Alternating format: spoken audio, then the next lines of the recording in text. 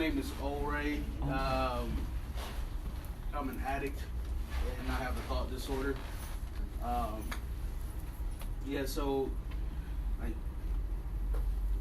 I use marijuana, I use alcohol, and binging.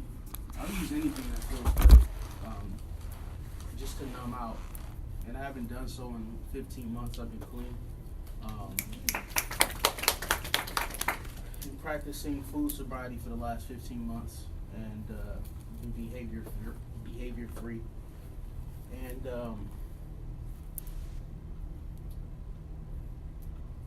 I don't know what I want to talk about. You know, I was scared. I was pretty scared coming here. I had a lot of fear. And when I talk about the thought disorder, when I talk about the mind illness, the way my mind works is like it gets hijacked, and the fear when I'm in the grips of the fear, it makes me uncomfortable, deathly uncomfortable, and I want to seek relief. I tell myself, like, you know, why are you going here? You don't have anything to offer. I tell myself, like, look at you. You know, you're not even thin. You still have a lot of weight to go. You still have a lot of weight to lose. Blah blah blah. Then I have the thing of like, my mind. Like I start thinking like, who are you? Like, who are you to go speak at this place? So this is the type of thinking that starts to happen in my head. And it becomes so unbearable and so uncomfortable that I want to seek relief. And that's what I hate the word disorder, but that's kind of what my disorder is like. It's like, I'm looking for anything to be comfortable in my own skin, or just to take away the discomfort of being in my own skin.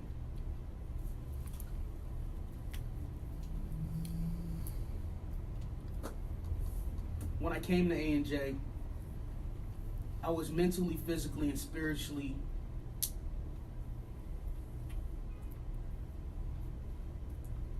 what's the proper word? I was a hot mess. Like,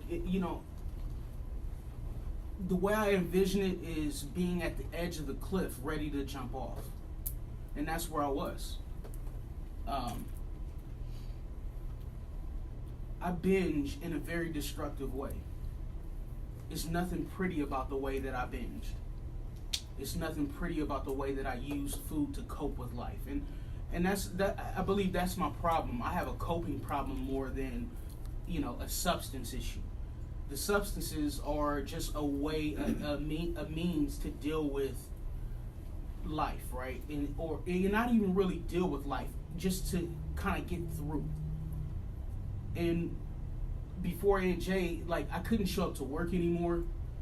I had been the biggest that I had been in my whole life. It was an effort just to walk from my bedroom to the kitchen. I stopped showing up for family events. I stopped showing up, people stopped calling me because I just ignored calls because I knew, the only reason that I left the house was to go get my substances. I was in a dark place. There was absolutely no hope. I had never been in a position in my life where there was absolutely no more hope. And my solution was to practice beginning hanging myself. I actually went through the motions of, seeing what it felt like to tie a rope up and all this. I went through all these. I don't know how serious I was, but I was practicing it. I didn't want to die, but I also didn't want to live anymore. When I came here, I was in a desperate position. Like, I was in a desperate state. It got so bad that my case counselor over at Kaiser was sending police to my door just to check in on me. I don't take care of myself well when left to my own. I just don't. I don't. And that's where I was before I came to A&J, like four or 5 years ago, I guess.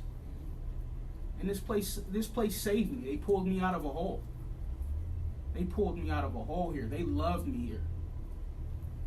They taught me what the power of love and connection was here. Because the best solution that I had was to just be trapped in my house and locked in, or shut in, binging every day, wishing that I wasn't doing it, unable to stop, not living. I don't know about you, you know, like sometimes, like, not everybody has that experience where they're actually they're completely and totally destructed by something. That was my experience. So when I came here, I was desperate. I needed help. It took a month to get here. It took a month, at least. And it's funny because one of the biggest things I told my counselor, I was like, I just want to make sure they have a chair that fits me. That's how big I was, and there was so much shame around that. I just wanted a chair to fit me, and that big chair out there, that was my designated chair. When I saw that chair, that gave me comfort. Like, okay, I have a place here. I can do this. And so many lessons came from my experience here. Well, not here, but in general. I'm sorry, Rosewood, Santa Monica, or whatever the fuck you guys are. Whatever. I think one of the, like I said, the biggest, one of the biggest lessons that I learned is the power of connection. And when I say they loved me here, like they saw me through all my different phases. They loved me when all I wanted to do was sit in the corner and have the mean face on. They loved me when I stormed out of groups and was threatening to leave. They loved me through all the process. And I call it love because, you know, looking back, the staff, like even the staff I hated. Like there was one therapist, and I'm not gonna mention her name. It was like, dude, you could just see, it was like, do you even care about this work? Like we all talked about her. It's like she didn't give a fuck. But she did though. Yeah. When I was in EDT, sometimes like, you know, I'd be the only one in there, and like just the conversations that I had, even with her, it was just like that, you know, it shifted something in me, and it gave me something that I needed. The friendships that I built here, I was the only guy in this place for so long. It was all girls. You think that'd be great, but no, it was just like oh my God, I still had this problem today a little bit, and then I'll get back to recovery. Like when we used to do lunches, there'd be like, because I had a space issue, like I was like, it created anxiety. We used to do this thing where we had to prepare our meals together and all this. Oh my God, in this small ass kitchen. It was torture. And then when we would sit down, like hearing all those women, it's like,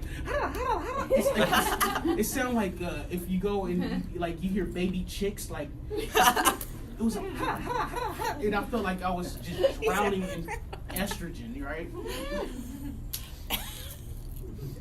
But I needed that experience.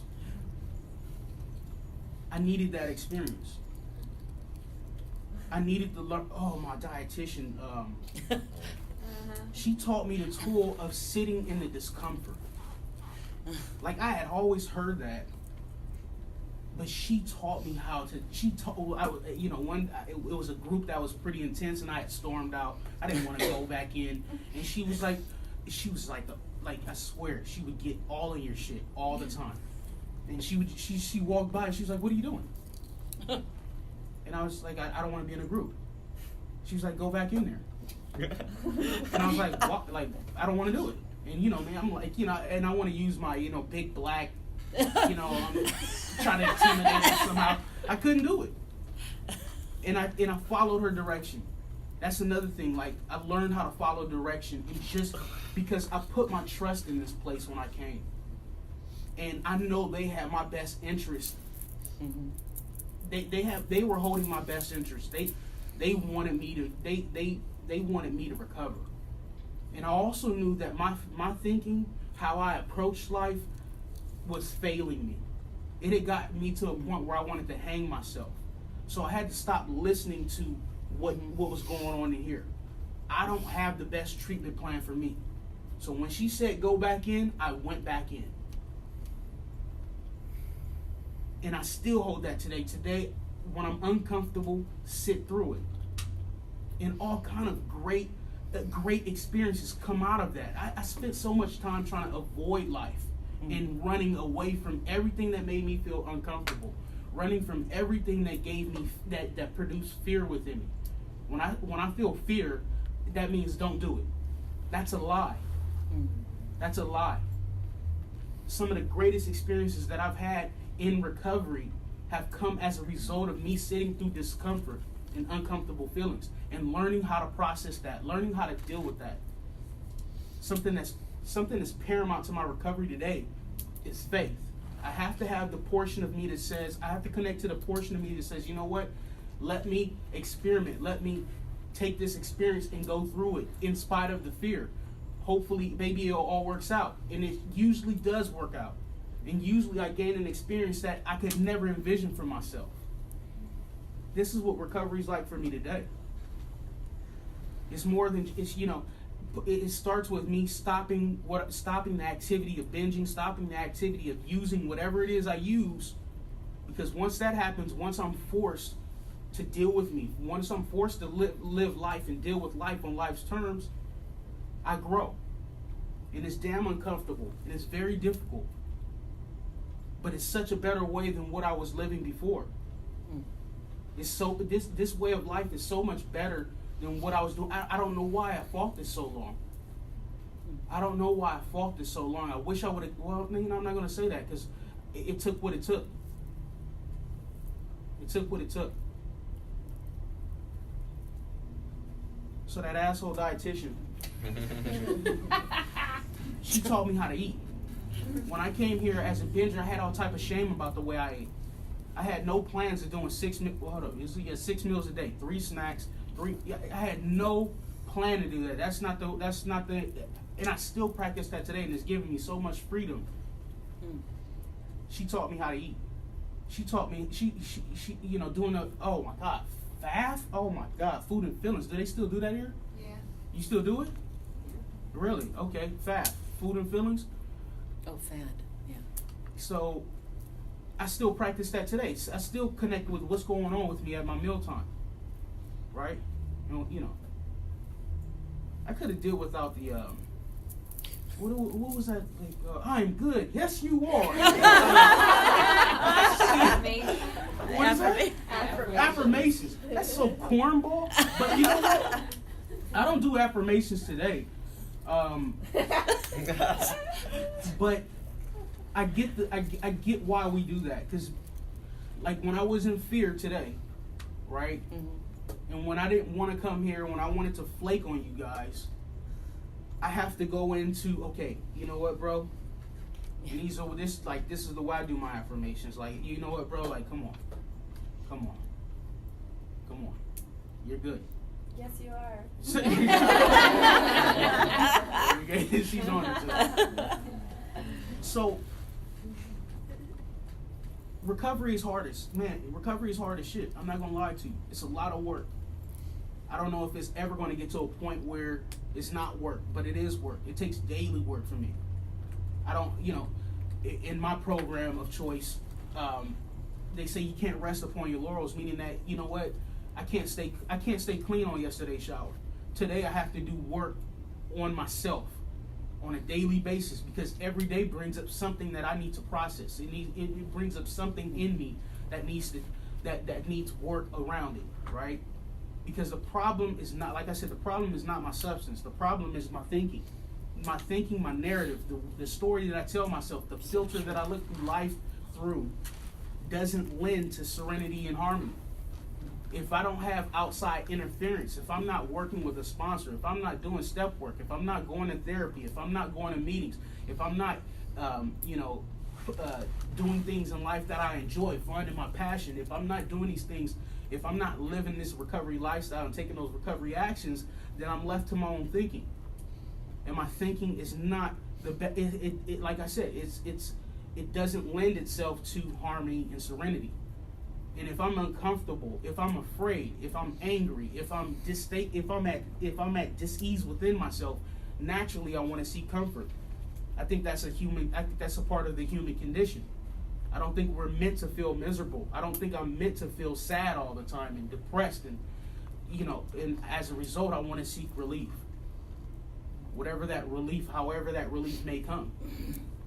Sometimes, like now that the binging has quieted and I don't do that, now I can get into the other portion of my disorder where, I want to kick up my exercise to the next level, because there's this cute girl that I walk by and, I want to talk to her, but I'm afraid to talk to her because I tell myself I'm unattractive and she won't like me, and she likes guys who are ripped up and cut. That, this is what my mind says. So now, I got to lose weight in the next 6 months and become this Adonis and this perfect physical specimen so I can even talk to her. Like, this is how my mind works. So that, so now, let me over-exercise. Let me exercise 2 hours. Let me figure out how I can manipulate my food plan so I can, cut calories as much as I can without, offending my dietitian, or without, my dietitian noticing. So, like, this is the type of thinking that I have. And I don't look at my dietitian. I don't look at my disease as some being or some figure. I know a lot of people, like, people have ED, people have ed, people, I look at it as just bad code. I'm an IT guy, so I look at it from a technical standpoint. I'm in information technology, so like I look at it as just bad code. Even with Windows, like one of the most popular operating systems in the world, it has to do updates. It has to do, monthly updates, and there's developers working on that code and perfecting the code, and that's the way I look at my mind. My mind has bad code. I lie about, I tell myself lies. I believe those lies. And my behavior is affected by those lies. Some of this may be like, I know, I'm sorry, but this is the work that I'm doing. Something that I deal with today is uncertainty. One thing about recovery is now I have possibilities again. I have possibilities. Before I didn't have possibilities. That's what I loved about my, it was like a cocoon. When I was binging, when I was in that, it was a cocoon for me. I didn't have to deal with life. I didn't have to deal with this feeling of uncertainty all the time. I don't know what's happening in my life. I don't know, and it produces a discomfort. And I want that safety feeling. I want that comfortable feeling that comes when I binge. I want the ease, the comfort that comes when I do that. I don't get to do that today, though, because I don't want to go back to the guy that I was. It's more than just about being that big. Being that big. I don't want to be that guy in my thought space anymore. I want serenity. I want peace, and I'm experiencing that, more now than I've ever had in my life. I don't want to be that person anymore. I want to live life, however uncomfortable it is. At least now I have possibilities. I remember having a discussion with my primary back in the day, and I used the analogy that the way I saw my mind was it was just a dark room. And she was like, "What do you want out of this experience?" And I just told her, I said, "I want a sliver of hope again. Just a sliver of hope, just a ray of light to cut through the darkness." I was miserable. And I didn't know how to get out of that. And A&J provided that ray of light. By the time I had left A&J, they provided me a ray of light, a hope. They did set me on a path for a new journey. However cornball it was. Seeing those blue walls and the seashell thing, that bullshit, but it helped me. Boy, you hated those walls. I hated those walls. therapy hippie bullshit is what I used to say. I used to have this attitude, you know, I used to love to pick apart the baby therapists that would come in here. And you guys can use that. The baby therapist meaning, you know, they just graduated. Now it's time for them to get their hours. And you know, they're using every default mechanism of therapy, and I can just pick it apart, but I still took it in. That's what I love about me. Even though I threw all that bullshit back at them, it was kind of fun. But I still took in what they were doing, all that DBT, CBT, all that, you know. It's a purpose to all that. What that represents to me is change. I have to change the way I think and behave in this world if I don't want to be that guy anymore. Mm-hmm. I have to change the way I approach life. I can no longer be driven by my fears. I can no longer be driven by, well, that's kind of like a lot of it, is fears. Mm-hmm. I can no longer think and behave the way I once did. I don't know why I have this incredible fear that I'm inferior. And that drives a lot of my behavior.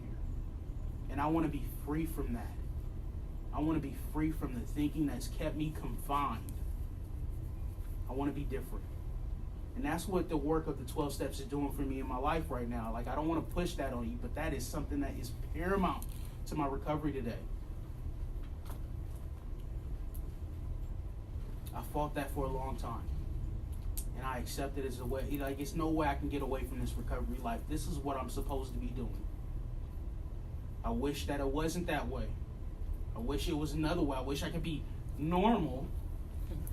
But fuck that. I'm getting relief. I'm getting relief today. And I'm appreciative of that, about the opportunity that I was given. Man, my insurance spent close to $100,000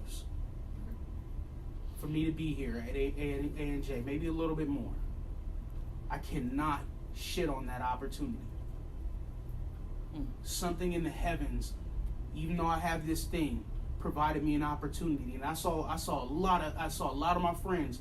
They would be here 2 weeks. Mm-hmm. They couldn't even get into the deep dive work because they were worrying about insurance. Mm-hmm. They couldn't get the help that they needed. And I know a lot of them out there right now struggling. I cannot shit on this opportunity. I have to take full advantage of what's happening in me and through me right now. And I hope that I can transmit the message of hope to you. I hope that I've transmitted that this is hard work, but you can do it. And if you really want to change your life, it is possible. You know, you didn't come here because, you know, this is the best party on the West Coast. Right? Some of you may not want to be here. I get that. But on the other side of this, if you're willing to do the work necessary to change yourself and heal yourself, you can have the life that you want and that you desire. What is my time? You're good. You're good. Wrap it up.